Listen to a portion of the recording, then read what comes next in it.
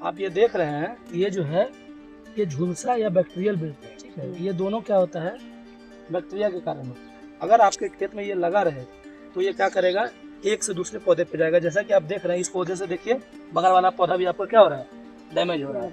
वहाँ देखिए वो पौधा डैमेज हो रहा है। तो ऐसे पौधे को क्या कीजिए, अपने खेत से निकाल करके सीधे क्या करना है, फेंक देना है। इसको रखने की जरूरतें नहीं है, क्योंकि इससे आपका क्या होगा, नुकसान ही होगा। तो जो भी आपके खेत में इस तरह के पौधे दिख रहे हैं, उसको क्या कीजिए, आप अपने सबसे पहले निकाल के खेती में नहीं रखना है, इसको सीधे बाहर फेंक दीजिए, गाड़ दीजिए, क्योंकि ये क्या है, बैक्टीरिया के कारण है, तो ये बर्बाद कर देगा। इसका कंट्रोल क्या है, जैसे अगर ऐसा लगने लगे तो इसका कंट्रोल के लिए इमामेक्टिन बेंजोएट करके आता है 5% SG, उसको आप 4 ग्राम पर 10 लीटर के टंकी में डाल करके स्प्रे कर दीजिएगा, तो उससे ये कंट्रोल होगा, ठीक है।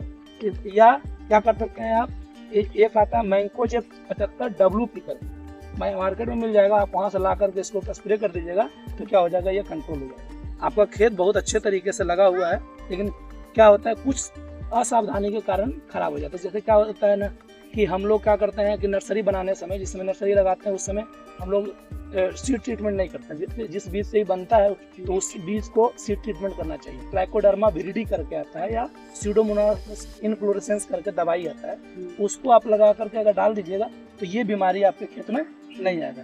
और अभी देखिए आपके खेत में बहुत अच्छे फूल और फल बन रहे हैं, तो इसको बढ़ाइए कि ज़्यादा फूल जो है, फूल का कन्वर्जन फल में हो जाए। उसके लिए आप क्या कीजिए, पोटास जानते हैं या NPK 13045 करके आता है, उसको आप मार्केट से ले आइए और उसका स्प्रे करके आप अपने पौधे में डाल दीजिए। पौधा में डालिएगा तो उससे क्या होगा कि इसका जो फूल से फल बनने की अवस्था है वो बढ़ जाएगी, फूल भी अच्छा बनेगा और खराब आपका नहीं होगा। जब भी स्प्रे कीजिएगा तो सुबह या शाम में, ठीक है। अगर इन सारी चीज़ों को रखिएगा तो आपका पैदावार जो है काफ़ी बढ़िया होगा। आपने इस खेत में एक अच्छा काम किया है कि आपने क्या किया है कि खरपतवार आपके खेत में नहीं है, और ये खरीफ के मौसम के कारण आपने क्या किया, इसको मिट्टी भर दिया ताकि जल जमे आपकी समस्या।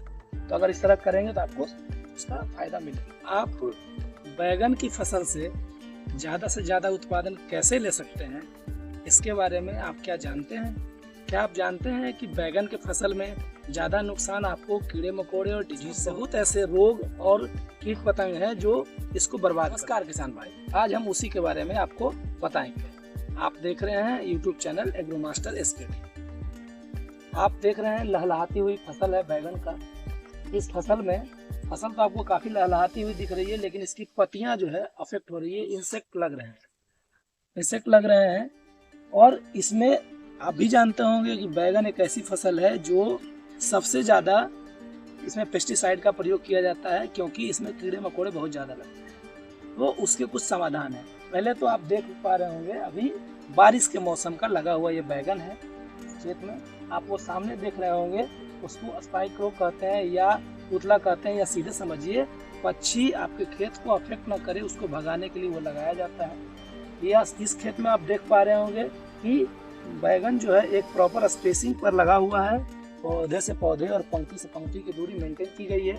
और सबसे प्रमुख बात यह है कि आप देख पा रहे होंगे जितने भी बैगन के पौधे हैं उसके ऊपर जो है मिट्टी लगाया हुआ है, मिट्टी भरा हुआ है, जिसको अर्थिंग अप कहते हैं। ये आपको बारिश के मौसम में लगने वाले बैगन में ऐसा किया जाता है।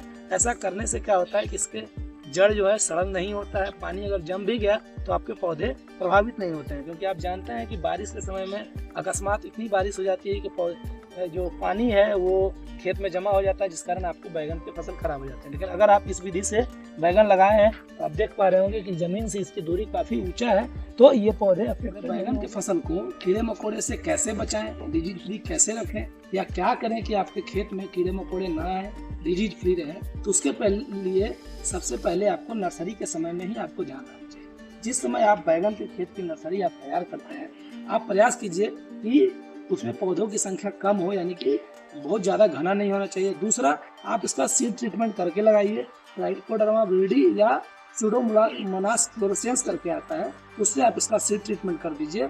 और नर्सरी के समय में इस बात का ध्यान रखिए कि नर्सरी में प्रॉपर धूप और पानी जो है वो जमा ना हो। और समझने वाली बात यह है कि अगर ये करने के बावजूद भी अगर कीड़े मकोड़े आ जाएं, जैसा कि आप देख रहे हैं कि देखिए इसमें क्या है, पत्ते जो है क्या हो रहा है, देखिए छेद होते जा रहा है। ये क्या है, ये कीड़ा ही है जिस वजह से देखिए अफेक्ट हो रहा है प्लांट।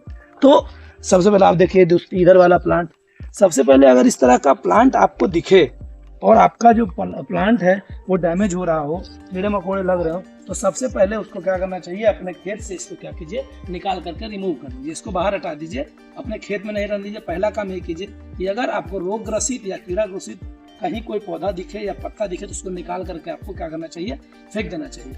उसके बाद दूसरा क्या करना चाहिए कि अगर आपको लग रहा है कि अभी डैमेज कम है, जैसा कि अभी इस खेत में देख पा रहे होंगे डैमेज कम है, तो आप जो है जैविक कंट्रोल जो है नीम ऑयल 5% का प्रयोग कीजिए। उसका स्प्रे कर देने से आपका ये कंट्रोल हो जाएगा। अगर आपको इसमें सफ़ेद मक्खी वगैरह दिख रहा है तो आप उसके लिए इमेडाक्लोप्रिड करके आता है, उसका आप प्रयोग।